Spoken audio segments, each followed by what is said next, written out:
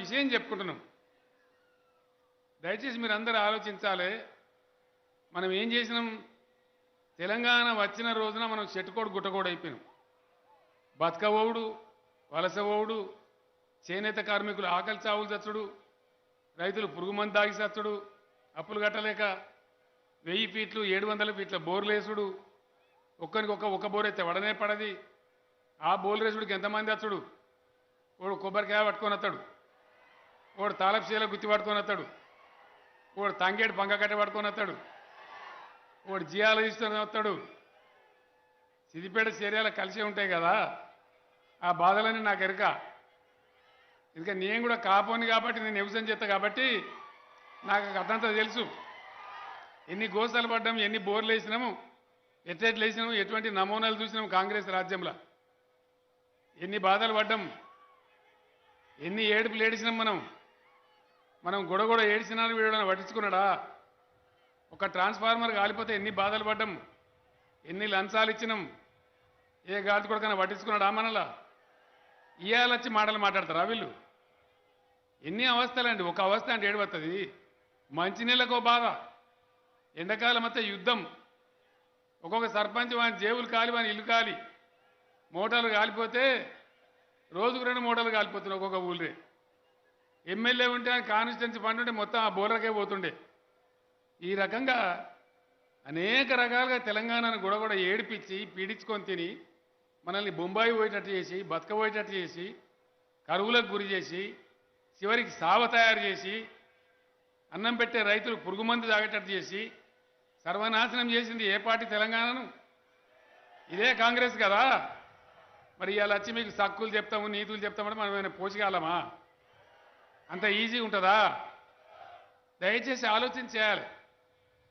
తెలంగాణ వచ్చినాడు ఉన్న పరిస్థితిని అంతా సమీక్ష చేసి జిఆర్ రెడ్డి గారని మన హుజురాబాద్ ఇక్కడనే, ఆయన ఆర్థిక శాస్త్రవేత్త, బీహార్లో ఉంటే ఆయనను పిలిపించుకొని మనం ఏ తోవ పట్టాలి, ఎట్లా ఈ తెలంగాణ ఎట్లా ముందల పడాలి. ఇప్పుడే పొన్నాల లక్ష్మయ్య గారు నేను ఇక్కడ నా పొలం కాడ మాట్లాడుకున్నాం. ఆయన వస్తాం మీటింగ్కి వస్తాం కలిసిపోదామంటే నా పొలం కాడికి రమ్మని ఆడ భోంచేసి ఆ నుంచి కలిసి వచ్చినాం ఇద్దరం. ఆడ 1 గంట టైం దొరికితే మేము మాట్లాడుకున్నాం. ఆయన సీనియర్ వ్యక్తి కాబట్టి తెలుస్తుందని చెప్పి మాట్లాడుకున్నాం. ఆ జిఆర్ రెడ్డి గారిని బీహార్ నుంచి రప్పించి, ఆర్థిక శాస్త్రవేత్తలను రప్పించి తలకాయంత వలుగొట్టుకొని 2-3 నెలలు మదనం చేసి ఒక దారి పెట్టుకున్నాం. మొట్టమొదట పేదలకు సంక్షేమం. ఒక విషయం మీరు ఆలోచించాలి. కాంగ్రెస్ వాళ్ళు ఇచ్చిన పెన్షన్ ఎంతనండి? అంతకుముందు 70-40 ఉండే, 200 చేశారు. 2014లో ఎలక్షన్ మేనిఫెస్టో రాస్తున్నాం. పార్టీలో 2-3 ఐఏఎస్ ఆఫీసర్లు ఉండే టీఆర్ఎస్ పార్టీలో. నేను అడిగిన ఒక మాట, ఈ పెన్షన్ అనే మాట వచ్చింది. పెన్షన్ మనం కూడా చెప్పాలి కదా మన ఎన్నికల ప్రణాళికల. నాకు ఒకడు ఏమన్నాడు, వాళ్ళు 200 ఇచ్చారు సార్, మనం 300 ఇస్తే చాలన్నాడు. ఇంకో ఆఫీసర్ అడిగా 400 ఏంటి సార్, చాలు డబల్ అవుతుంది అన్నాడు. నేనన్నా పెన్షన్ ఎందుకు ఇస్తాం రా భయ అని అడిగిన. అసలు పెన్షన్ అనేది ప్రభుత్వం ఎందుకు ఇవ్వాలి? దానికి ఏమైనా అర్థం తాత్పర్యం ఉన్నదా? పట్టిగా చెక్కలగులు చేయడానికి ఇచ్చుడా? ఎందుకు ఇచ్చుడు పెన్షను? వాళ్ళు అడిగిన మీ ఉద్దేశం ఏంటి సార్ అన్నారు. సమాజంలో కొంతమంది అనుకోకుండా విధివంచితులు అవుతారు. ఒక స్త్రీకి పాపం భర్త చనిపోవచ్చు, కొడుకులు బిడ్డలు ఉండొచ్చు లేకపోవచ్చు, ఆలన పాలన ఉండవచ్చు లేకపోవచ్చు. ఇంకొక ఆమెను భర్త వదిలేస్తే ఆమె ఒంటరి మహిళ ఉండొచ్చు. ఇంకొక ఆమె బీడీ కార్మికులు చేసుకునే ఒక బీడీ కార్ఖానా మనిషి ఉండొచ్చు. ఒక పెద్ద మనిషి అయితే పాపం ఆయనకి ఏదైనా ఉండొచ్చు లేకపోవచ్చు, వృద్ధాప్యంలో చూసేవాళ్ళు లేకపోవచ్చు. ఇవాళ మంచిగున్న దేవుని దయ వల్ల భగవంతుని దయ చెప్తే ఒక యాక్సిడెంట్ అయితే ఒక కాలు చేయి పోవచ్చు, అంగవైకల్యం రావచ్చు. అనుకోకుండా కొంతమంది విధివంచితులు అవుతారు. ఈ విధివంచితులు ఎవరైతే అవుతారో మనుషులుగా మానవ సమాజంగా మనమే వాళ్ళకి సాయం చేయాల్సి ఉంటుంది. సమాజానికి యాజమాన్య బాధ్యతలో ఉన్న ప్రభుత్వమే ఆ బాధ్యత ఉంటుంది. అంటే మీరు ఏం చెప్పదలుచుకున్నారు సార్ అన్నారు. నేనేం చెప్పినాడు, ఎవరికైతే పెన్షన్ ఇస్తున్నామో వాళ్ళు బిర్యానీ తినకున్నా మంచిదే కానీ పప్పో పులుసో ఇంకోని బిచ్చం ఎత్తుకోకుండా తిని వాళ్ళ ఇంట్లో ఉండేటట్టు చేయాలి అని చెప్పినాడు. అప్పుడు ఆ ఆఫీసర్లందరూ ఏం లెక్క పెట్టారు తెలుసా? ఇగో చింతపండుకి ఇంత అవుతుంది, పప్పుకి ఇంత అవుతుంది, ఉప్పుకి ఇంత అవుతుంది అని లెక్కబెట్టి 600 అయితే మస్తు అవుతుంది సార్ అన్న. నేను అన్నకి పేదోళ్ళ కానీ కొసరన్నావా, ఒక 1000 రూపాయలు పెట్టునే అని చెప్పిన. రూపాయలతో స్టార్ట్ చేసినాం మనం.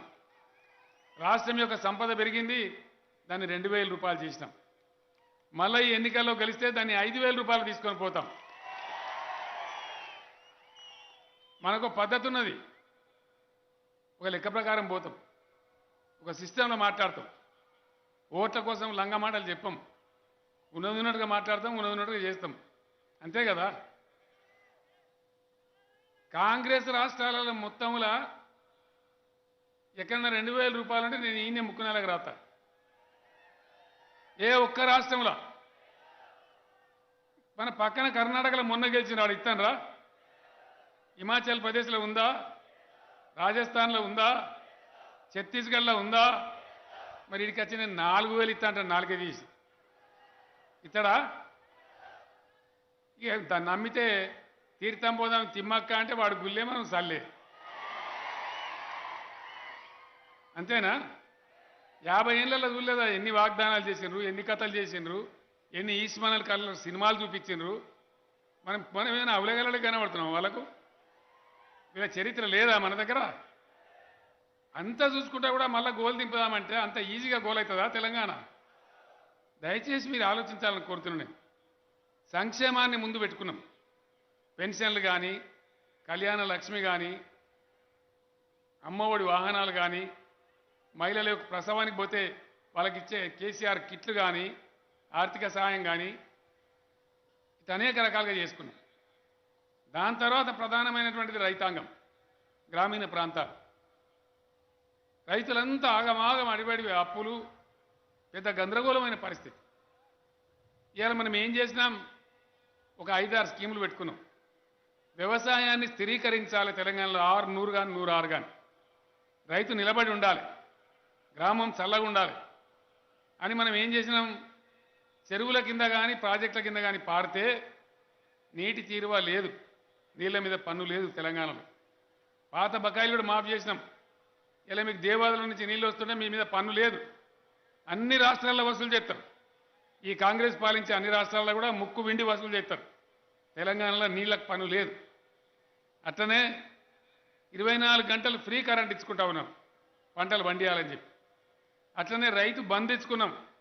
యాలకు ఒక ఆయనకు ఉండే ఒక ఆయనకు లేపాయి, చిన్నోళ్ళు ఉండి పెద్దోళ్ళు ఉండి అని రైతు బంధు పెట్టుకున్నాం, పెట్టుబడి టైంకి అందాలని చెప్పి. అది ఎవడెన్నో విమర్శలు చేశారు నన్ను. నీకేమెరకరా, నేను కాపోని కాపోల బాధ నాకెరక అని చెప్పి దాన్ని కంటిన్యూ చేసినాం. రైతు బంధు ఇచ్చుకుంటా ఉన్నాం. రైతు బంధు పదం ఎప్పుడైనా నిన్నమా? ఇంతకుముందు రాజకీయాలలో దాన్ని పుట్టించిందే కేసీఆర్, టీఆర్ఎస్ పార్టీ. ఇక్కడ ఎప్పుడు చెప్పలే చరిత్రలో. అంజమాన్ బ్యాంకులలో మనం అప్పులు కట్టకపోతే తలుపులు కూడా విక్కపోయినారు, కానీ రైతులకు ఎవడన్నా గవర్నమెంట్ రూపాయి ఇచ్చినారు? ఈ కాంగ్రెస్ ఇచ్చినది. ఇవాళ మాట్లాడతారు వచ్చి రైతు బంధు పెట్టుకున్నాం. దాని తర్వాత ఎవరన్నది మన అదృష్టం వంకరై చనిపోతే ఒక 5 లక్షల రూపాయలు రైతు బీమా పెట్టుకున్నాం, ఏ కారణం చేసి చనిపోయినా కానీ. అదేవిధంగా రైతులు పండించే పంటనంతా కూడా మొత్తం రాష్ట్రంలో 7500 కొనుగోలు కేంద్రాలు పెట్టి మీ గ్రామాలలోకి వచ్చి కొంటా ఉన్నాం. మళ్ళా పైసలు బ్యాంకులలో వేస్తూ ఉన్నాం మద్దతు ధరకి. ఇవన్నీ పెట్టుకున్నాం. దీంతో జర నిర్ణయాల కొద్దిగా రైతుల ముఖాలు తెల్లగైతున్నాయి. ఇంకో 10-15 ఏళ్ళు నడితే మంచిగా గట్టి పడతాం, అంతే.